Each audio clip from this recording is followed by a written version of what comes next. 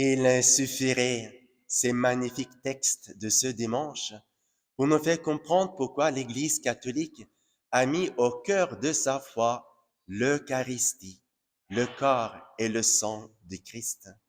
Parce que c'est par ce biais que Dieu a voulu que nous marchions, pas seulement de manière comme les autres êtres humains, qui beaucoup n'attendent que le tombeau à la fin de leur vie, mais nous marchons pour atteindre une montagne. Et cette montagne, c'est le Christ. Et le Christ, c'est la vraie joie, c'est la vraie paix, c'est la communion de cœur à cœur avec l'être suprême, Dieu lui-même. Et donc, de la même manière que Dieu a voulu que les bêtes et les hommes mangent, dans le livre de la Genèse, Dieu dit mangez.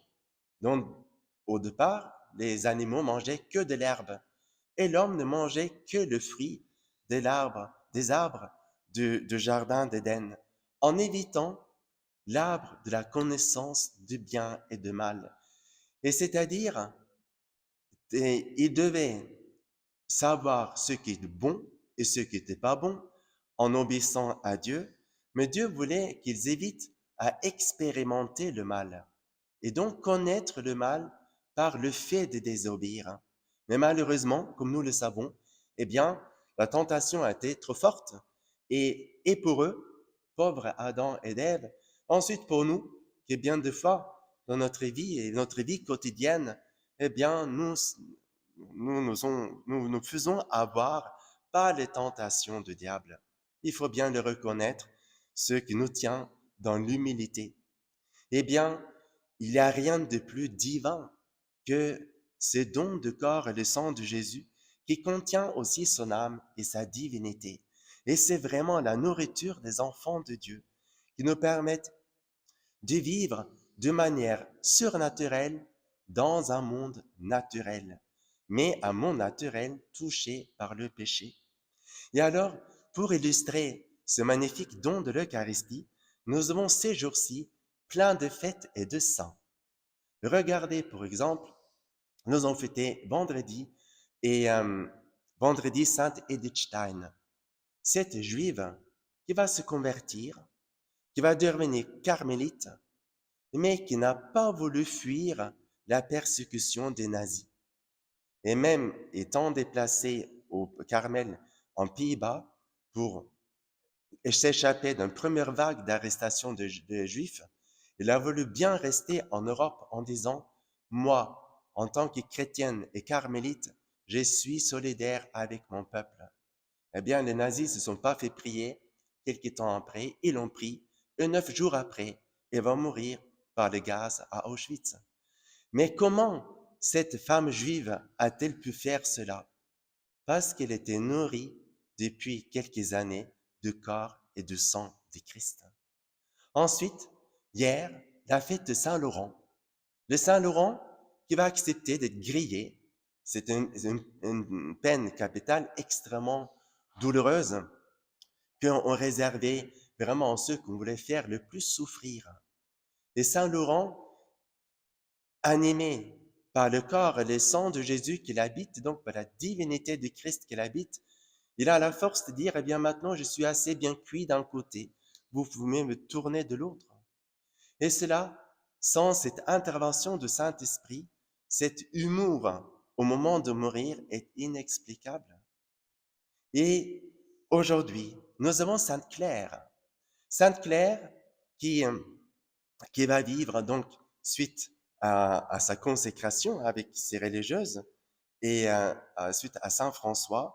Et Sainte Claire, elle aura un très grand amour de l'Eucharistie. Il y a un moment, il y a des bandits qui veulent attaquer le monastère. Il me semble bien que c'est Sainte Claire. Elle sort avec le ciboire, avec les hosties consacrées. Et les bandits, l'armée qui voulait les piller, faire de mal au monastère, ils sont partis. Eh bien, Saint Clair, il s'est mis en cause. Il a dit, eh bien, même si quelque chose m'arrive de mal, moi, je vais témoigner de ma foi dans cette nourriture divine que je reçois tous les jours.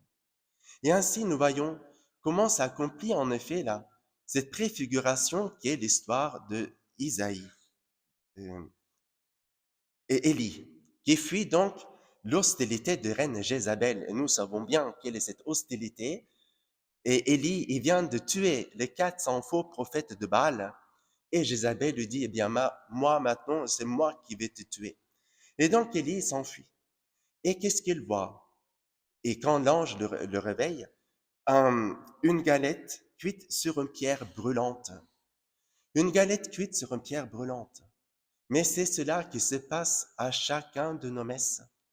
Dans chacun de nos messes, Jésus-Christ, il est cuit sur la pierre brûlante de l'autel. Et l'autel, c'est son amour pour nous. Son amour pour nous permettre de vivre cette vocation à la sainteté, cette vocation de faire vivre en nous la vie de Dieu. Et alors, notre prière, et alors, le summum de tout le fait aujourd'hui, eh bien, c'est demain, parce que demain, nous fêtons dans notre diocèse la Sainte Épine. Nous avons la chance, dans le diocèse de Sens-Auxerre, d'avoir à Courgy, un petit village pas loin de Chablis, une des épines de la couronne du Christ. Et donc, ce matin, il y a la grande fête de la Sainte Épine. Nous qui avions prévu de honorer la Sainte Épine lors de la fête paroissiale l'année dernière, mais la commune de Courgy n'ont pas voulu que la Sainte Épine quitte le territoire. Donc, nous avons dû faire la fête paroissiale à Coulanges-la-Veneuse sans la Sainte Épine. En tout cas, demain, et donc aujourd'hui c'est la fête, mais donc liturgiquement, le 12 août, et dans notre diocèse, nous célébrons la messe en honneur de la Sainte Couronne de Christ. Et dans le Christ qui est cuit sous la douleur des épines qui traversent sa tête divine, Jésus qui a que de pensées d'amour, que de pensées d'humilité, que de pensées de don de lui-même, eh bien le roi des rois, notre Sauveur éternel, et se laisse couronner par une couronne d'épines. Et en cela, il nous montre à quel point il est cuit. Il est cuit à chaque fois qu'il célèbre l'Eucharistie pour nous, pour de nouveau se donner en nourriture en nous, en acceptant de payer nos péchés, de payer nos manquements, notre manque de foi, notre manque d'obéissance, notre manque de confiance dans la grâce de Dieu. Eh bien, dans mon absence, qui a duré donc pas mal de semaines, et nous a quitté notre chère Violette Strack, et qui était tout le temps parmi nous jusqu'à il y a quelques années où elle était plus bien. Mais donc, Violette Strack nous a quittés et nous prions pour elle, pour que justement Jésus qui nous parle que celui qui mange mon chair et boit mon sang, moi je les ressusciterai. Eh bien, tous ces paroissiens, eh bien, nous croyons qu'on Violette Strack, grâce à elle, que toute l'histoire d'Élise Bishop a commencé, celle qui a connu Élise quand elle était jeune, celle qui est au pied de ce tableau de l'Annonciation, m'a dit, mais moi j'ai les poésies d'Élise, il faut que vous les lisiez. C'est là où l'histoire d'Élise Bishop a commencé, Noël 2006, 2 jours avant Noël 2006. Nous avons nettoyé cette église pour Noël. Eh bien, demain, nous prions pour notre paroissienne, Emeline Mauvais, décédée dans un accident de voiture aux États-Unis il y a 15 jours. Elle a 18 ans et demi et participé à leur catéchisme et ensuite à l'aumônerie jusqu'il y a 2-3 ans. Ensuite, elle était interne au lycée. Eh bien, demain, il y aura ses obsèques à Vermenton.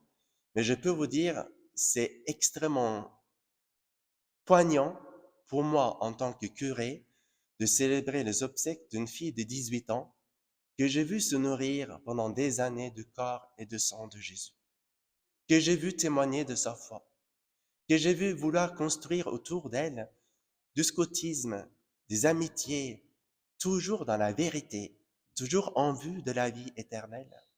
Et donc apparemment le Seigneur a trouvé que cette fille de 18 ans et demi, elle était une fleur prête à être cueillie. Et il l'a accueillie par un acte assez dramatique qu'un accident de voiture. Mais là justement où le prophète Élie et Saint Paul dans, Saint Paul dans sa lettre aux Éphésiens et le Seigneur nous-mêmes nous invite à regarder notre vie sur terre de manière divine, de regarder le mystère de l'histoire avec les yeux de Dieu, pour comprendre que derrière tout ce qui nous arrive comme joie, comme difficulté et à la fin la mort, qui un jour va bien nous rattraper, eh bien, il est caché un mystère d'amour, le même mystère qui est caché derrière les hosties consacrées, dans lequel nous ne voyons rien, dans lequel est contenue la vie divine. Et donc, dans la vie de tous ces chers paroissiens que, qui se sont laissés nourrir librement et volontairement par le corps et le sang de Christ, en acceptant eux aussi parfois de porter une couronne d'épines quand ils étaient critiqués à l'école, quand ils étaient critiqués au travail, quand quelqu'un leur mettait des bâtons dans le roue. Mais bien, tous ces couronnes d'épines que parfois nous sommes appelés à porter modestement nous aussi, eh bien, nous demandons au Seigneur de cuire notre cœur pour qu'elle puisse être prête, elle puisse être assez pure et belle pour un jour participer parfaitement dans la vie du royaume du ciel.